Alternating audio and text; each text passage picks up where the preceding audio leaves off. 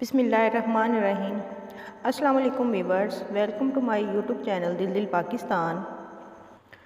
आज हम इस वीडियो में आपके साथ शेयर करेंगे आलू का ऐसा पेस्ट जो चेहरे का रंग कम ही वक्त में साफ़ करे, बिल्कुल सीरम की तरह। ये पेस्ट किचन में मौजूद चीज़ों से ही बनाया जा सकता है और इससे रंग भी गोरा होता है। शर्तिया आलू काटने के बाद इसके छिलकों को धोकर रख लें।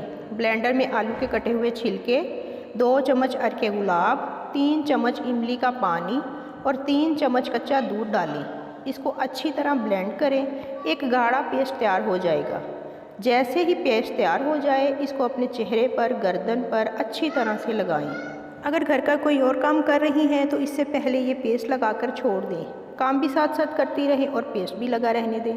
जब ये बिल्कुल खुश्क हो जाए तो सादे पानी से मुंह धोकर चेहरे पर ठंडे गुलाब के अर्क का स्प्रे कर लें। ये पेस्ट बनाकर बोतल में भरकर रख लें। अगर चेहरे पर एक्ने का मसला नहीं है तो इसी पेस्ट में चुटकी भर हल्दी डाल लें, वरना हल्दी ना डालें।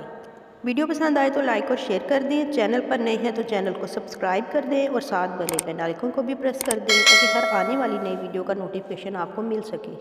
तो मिलते हैं नेक्स्ट वीडियो में, तब तक के लिए अल्लाह हाफिज़।